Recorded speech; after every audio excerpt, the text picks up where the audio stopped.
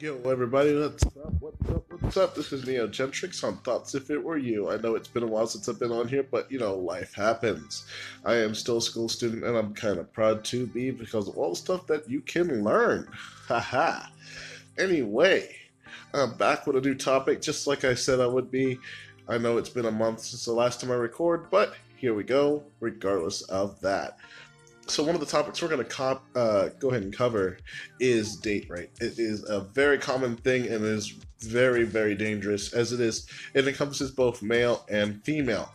For those who only assume that it only happens to females, you might want to consider again, because this does happen to guys, especially desperate ones, such as people or nerds.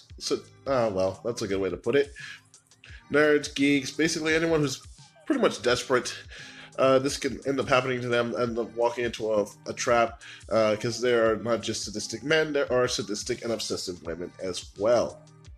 So, if I had to go by definition here, date rape is a fast-growing phenomenon, especially in pubs and nightclubs. The essential idea is that you spike a target's drink with some type of sedative drug, usually GHB or really, I don't know how to pronounce this word, but oh well, Rofinol, I guess that's how it's pronounced, and wait for them to become, affected or semi-unconscious. This is how they usually do it.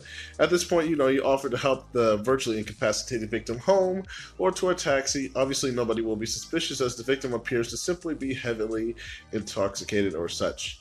Having taken the victim to a seduced spot, you proceed to rape them. The effect of the drug ensures that they can offer no resistance and or remembrance of the experience or the assailant. So, due to the nature of the crime, it's up to 80% of date rapes. The victim knows the rapist pretty well, but most often than not, they can't remember or they're afraid to say. So the first thing I have to say based on that is don't leave your drinks unattended, as you may get date raped regardless of this. And this information, while it was published a good couple of years ago, is still very valid even today. Keep this in mind, that even the most innocent of people, this can happen to. And even if they don't spike your drink, the issue that still lies with those who can get heavily intoxicated when they go out to drink and get drunk. While you may think you're still in control, keep in mind you may not be. And this applies to anyone.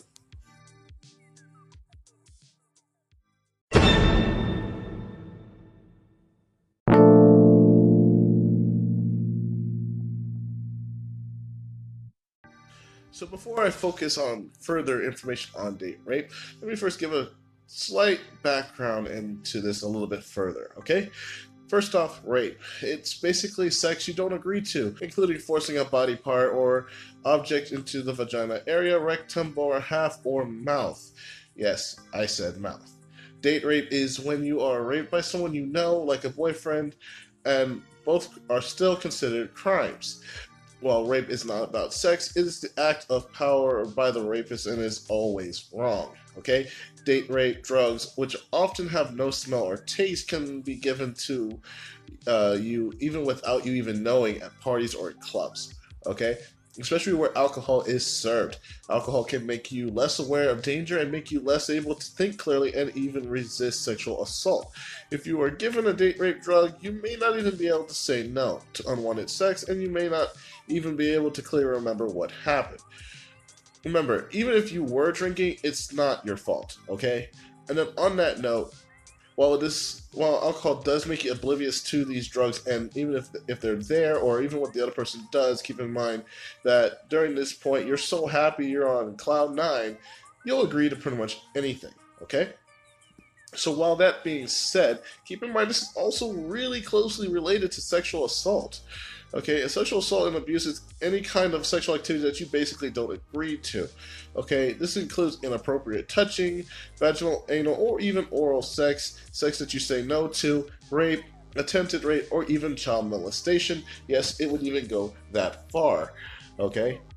Sexual assault can be verbal, visual, or anything that forces a person to join in unwanted sexual contact or attention. Okay?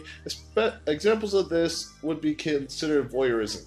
When someone watches private sexual acts, exhibitionism, when someone exposes him or herself in public, incest, which is basically sexual contact between family members, and even sexual harassment. It can happen in different situations by a stranger in isolated places, excuse me, on a date, or even at home by somebody you know.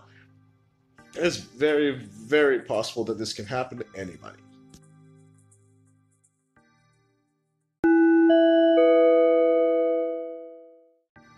So I'm gonna go ahead and comment on this real quick.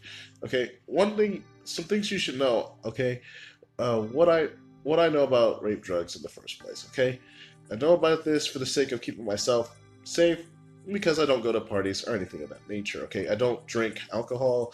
I don't drink stuff from random people. If I don't know where it came from, I just don't drink it. Okay, or eat it for that matter. And y'all know I love food. Okay, date rape drugs are commonly used to sexually assault any person. Okay, the drug often has no color, smell, taste, or easily can be added to drinks without victims even knowing. Okay, these drugs usually cause a person to become helpless. They can hardly move and are not able to protect themselves from being hurt. The people who have been given these drugs say they feel paralyzed and couldn't see well and had blackouts, problems talking, confusion, dizziness. Okay, date rape drugs can even cause death. That's the worst case scenario. Okay, it's hard to know whether a party, concert, or even a club that you go to or plan to go to will be dangerous. Drugs may not be at every party you go to, but should still have a plan keeping yourself and your friends safe no matter what. Okay? This is why me not drinking is a good thing. I don't have to worry about this. But I do have to worry about my friends in the process, okay? So I'm going to go ahead and cover this for the sake of them and anyone else who wants to know. Say no to alcohol, okay? Have water or soda instead. Open your own drinks. Don't have anyone else do that. Next, don't let other people hand you drinks, okay? On that note, keep your drinks with you at all times, even when you go to the bathroom. As disgusting as that sounds, it's better it's with you than by itself. Also, don't share drinks. I don't know how many times I have to tell people this, but sharing drinks can cause an infinite number of possibilities to happen. For one, you don't even know where that person's been or if they've been drugged already. And it just shares from their cup to yours. Okay? Don't drink punch from punch bowls or other large common open containers, as they may already have the drugs in it. Okay? Don't drink anything that tastes, looks, or smells strange. Sometimes GHB has a salty taste to it, but you won't know until you get near it. Also, go to a party, club, or concert with someone you trust, such as a friend or an older brother or sister. And in some people's case, your parents, if they're party people. But be careful, okay? Stay away from party drugs. They can be pills, liquids, or even powders. These drugs can also leave you disoriented and completely vulnerable. You don't know what's going to happen to you,